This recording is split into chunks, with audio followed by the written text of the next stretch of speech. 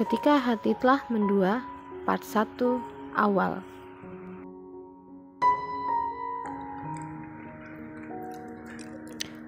Aku ingin menikah lagi. Niken menanggapi dengan senyum yang dibuat seindah mungkin. Sudah lama wanita itu menunggu saat seperti ini. Sudah beberapa bulan ia tahu bahwa suaminya, Farhan, memiliki hubungan dengan wanita lain. Wanita yang dikenalnya lewat dunia maya. Wanita yang umurnya 10 tahun di bawah Niken, yang terpaut 17 tahun dengan sang suami. Karena Niken dan Farhan berbeda 7 tahun. Siapa wanita itu, Mas? Tanya Niken, seolah belum mengetahui sama sekali. Nadia. Nama wanita itu Nadia.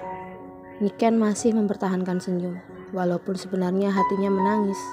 Tentu saja, wanita mana yang tidak teriris hatinya saat tahu suaminya telah membagi cinta.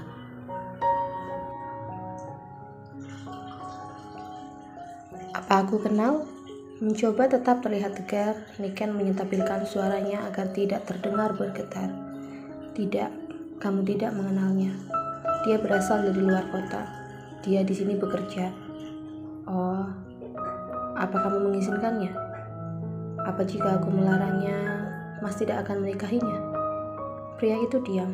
Niken mengusap punggung tangan suaminya yang ada di meja. Lakukanlah, jika itu bisa membuat Mas bahagia.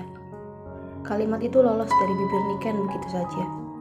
Ia takut berdosa jika melarangnya. Ia takut Farhan akan berhubungan dengan wanita itu di belakangnya. Bahkan parahnya lagi, ia takut mereka melakukan zina. Tapi aku minta tolong jangan sampai anak-anak tahu dulu. Biar aku yang memberitahu mereka pelan-pelan. Baiklah, lakukanlah jika itu yang terbaik. Saat ini mereka sedang berada di meja makan berdua untuk sarapan. Sedangkan kedua putri mereka telah berangkat sekolah menggunakan ojek. Naura si sulung kelas 1 SMP, sedangkan Aira si bungsu kelas 2 SD. Kehidupan keluarga mereka bisa dibilang biasa saja. Dikategorikan bahagia tidak terlalu. Dikategorikan tidak bahagia tidak juga, karena tidak sedramatisir cerita novel. Mereka memiliki warung makan dengan beberapa cabang. Usaha yang dirintis dari nol sejak 10 tahun yang lalu, sejak Naura masih balita. Kapan aku bisa bertemu dengannya, Mas? Kapan kamu punya waktu? Aku akan membuatkan janji dengannya. Terserah, Mas. Hari ini juga boleh, di salah satu warung kita. Karena aku akan mengecek ke sana hari ini. Baiklah, nanti akan kukatakan padanya. Apa mau berangkat bersama? Gak usah, Mas aja duluan. Aku nanti pakai sepeda motor saja. Oke, kalau begitu aku berangkat dulu ya, ucap Farhan setelah menyelesaikan sarapan. Niken mengangguk, kemudian mengantar sang suami sampai ke depan pintu. Setelah pria itu pergi, baru wanita itu masuk rumah membereskan bekas sarapan. Ia mencuci piring dengan air mata yang sudah tidak dapat ditahan. Ditekannya dada yang terasa sesak. Begitu banyak luka yang kamu torehkan. Apa kali ini aku mampu bertahan? Tanyanya dalam hati. Niken akhirnya bertemu dengan Nadia. Bagi Niken, wanita muda itu memang cantik. Tampak anggun dan dewasa di 23 tahun usianya. Apalagi Nadia berhijab, dengan pakaiannya yang sedikit longgar tetapi tetap terlihat modis. Riasannya pun natural, dan itu semua mampu membuat Niken yang seorang wanita juga terpesona kepadanya. Refleks, ia membandingkan tampilannya dengan tampilan wanita muda di depannya. Jelas jauh berbeda. Niken yang lebih tua tentu saja akan kalah dengannya.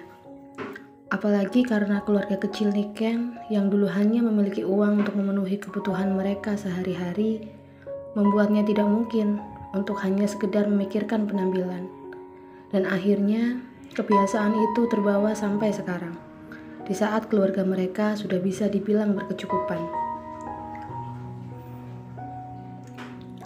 Dari akun media sosial Nadia, Niken tidak pernah tahu bagaimana wajah gadis di depannya itu.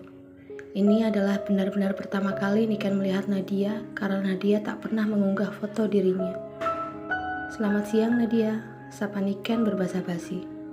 Selamat siang Mbak Niken, sahut Nadia dengan kepala menunduk. Jangan menunduk, saya tidak akan menggigit kamu. Niken mencoba mencairkan suasana, karena sebenarnya hatinya juga tengah merasa campur aduk. Iya Mbak. Nadia mengangkat wajah. Niken takjub, parasnya memang ayu dengan bola mata coklat terangnya. Mas Farhan langsung pergi, tanya Niken, karena ia tidak melihat Fargan berada di sana. Iya Mbak, mau mengecek kebutuhan warung katanya. Oh, sudah berapa lama kalian kenal?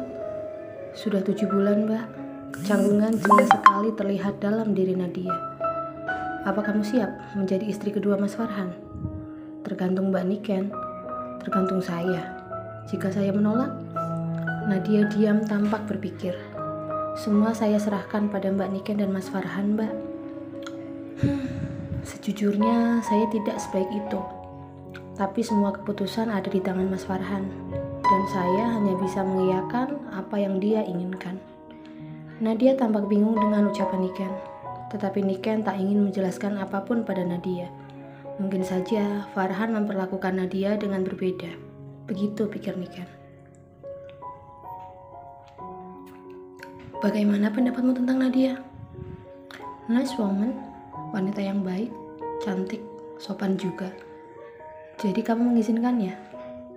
Kita sudah bahas itu tadi pagi, Mas. Apa kamu mau membantuku mengurus pernikahanku? Niken tersenyum sebelum menjawabnya. Maaf, Mas. Aku belum memiliki kekuatan sebesar itu. Mas bisa minta tolong ibu dan Via untuk menyiapkan semuanya. Tapi kamu bilang kamu memberiku izin. Mas, aku bisa memberimu izin untuk menikah lagi. Tapi aku juga harus belajar banyak untuk ikhlas. Karena sesungguhnya tak ada satupun wanita yang rela dimadu. Aku hanya berusaha untuk menjadi istri yang baik. Maafkan aku yang tidak bisa menahan perasaanku, ucap Farhan sambil mengusap punggung tangan Niken. Lakukanlah yang terbaik. Buatlah agar keluarga Nadia menerima Mas dengan baik. Aku lelah, Mas. Aku ingin istirahat. Terima kasih untuk semua yang kamu lakukan untukku. Istirahatlah. Niken meninggalkan Farhan menuju kamar mereka. Kamar yang mungkin sebentar lagi akan jarang ditempati Farhan. Karena sudah pasti pria itu akan membagi waktunya. Niken menatap dirinya di cermin. Kemudian ia tersenyum getir. Inilah takdirnya. Dia hanya akan menjadi bagian yang tidak penting dalam hidup orang-orang yang seharusnya menjadi orang yang disayangi juga menyayanginya.